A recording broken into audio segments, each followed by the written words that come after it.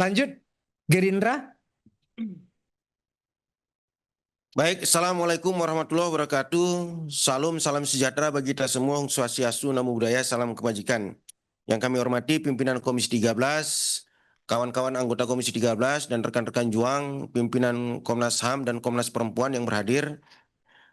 Pertama, dalam konteks anggaran, sama seperti yang disampaikan oleh Bang Willy sebagai Ketua Komisi, Gerindra setuju bahwa anggaran blokir bisa dibuka. Yang kedua, Gerindra juga setuju dengan usulan dari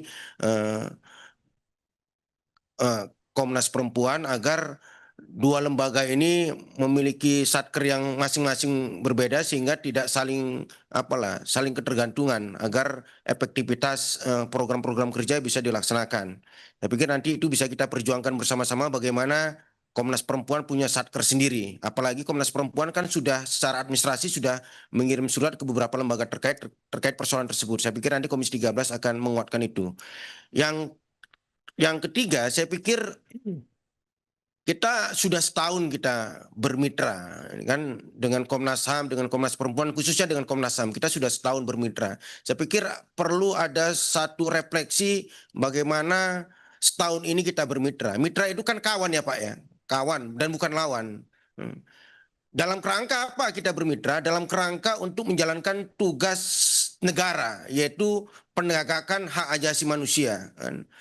Apakah selama setahun ini sudah efektif kita bermitra atau masih ada dusta di antara kita? Saya pikir itu yang secara jujur harus kita refleksikan secara bersama-sama dalam konteks bagaimana kita menatap langkah-langkah ke depan. Saya pikir ini yang perlu dalam pertemuan ini. Saya melihat masih ada ganjalan-ganjalan yang harus didudukkan lebih dahulu. Misalnya, kalau bermitra itu kan saling menguatkan. Berkali-kali misalnya kami sampaikan ke kawan-kawan Komnas HAM bagaimana kolaborasi mitra ini, kekuatan mitra ini bisa memenangkan sebanyak-banyaknya persoalan rakyat. Bisa memenangkan kebenaran dan keadilan. Bisa memenangkan rakyat yang tertindas itu tidak sendiri lagi. Kan gitu tugas DPR, tugas Komnas HAM, dan tugas semua lembaga yang terkait dengan itu. Apakah itu sudah terjadi? Kan belum juga. Misalnya dalam konteks aduan yang diterima oleh Komnas HAM, 3.000 sekian aduan. Sejak awal saya masih ingat sekali, sejak kita pertama sekali rapat kerja, saya minta 3.000 aduan itu disampaikan ke Komisi 13. Karena kami punya dapil. Kami juga punya kekuatan. Misalnya lah, kalau aduan itu terkait dengan oknum pemerintahan daerah. Kan rata-rata ini kan mewakili pimpinan-pimpinan partai. Tapi setahun berlalu, 3.000 aduan itu tidak pernah nyampe ke kami, Bapak Ibu sekalian. Hari ini disampaikan lagi 3.000 aduan. Itu kan tidak bermitra dengan baik dan tidak ada semangat untuk memenangkan aduan-aduan ini. Kalau saya tanya misalnya dari 3.000 aduan ini berapa yang sudah dimenangkan? Atau jangan-jangan ini hanya sekedar aduan yang ditampung di lemari kawan-kawan pimpinan Komnas HAM dan tidak ada sebuah semangat moral untuk memenangkannya. Misalnya 955 aduan terkait dengan hak atas kesejahteraan. Ini di mana? Bagaimana proses penanganannya? Itu yang tidak dapat. Apalagi misalnya berkali-kali Komnas HAM mengatakan bahwa yang teradu itu adalah oknum aparatus hukum, apakah TNI maupun Polri, lalu korporasi. Kalau adunya seperti itu, kalau tidak ada keberpihakan kita bersama-sama ya, jangan seperti Komnas HAM ingin menjadi hero sendiri, nggak ada. Kami pun tidak bisa juga memperjuangkan ini sendiri bersama-sama. Rakyat itu tidak akan dimenangkan, Bapak Ibu sekalian. Bagaimana mungkin rakyat kecil bisa menang melawan aparatus polisi misalnya? Nggak akan ada itu. Bagaimana mungkin misalnya petani bisa memenangkan pertarungan melawan korporasi besar? Nggak akan ada itu.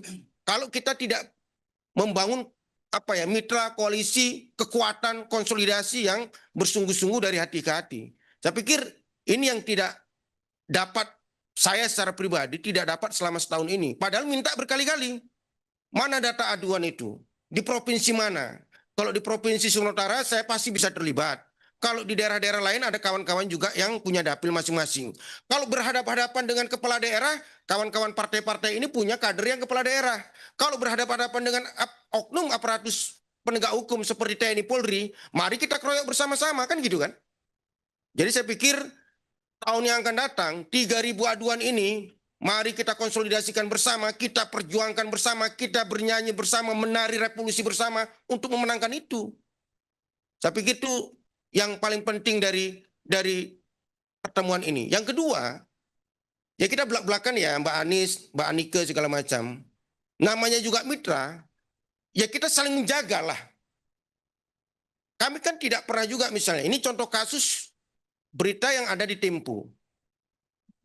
Kami sebagai mitra yang katakanlah yang berusaha untuk menjaga Komnas HAM, misalnya kami tahu juga lah misalnya peta konflik di internal Komnas HAM ini. Tapi kan kami tidak pernah membongkar itu kan. Termasuk yang mundur ini.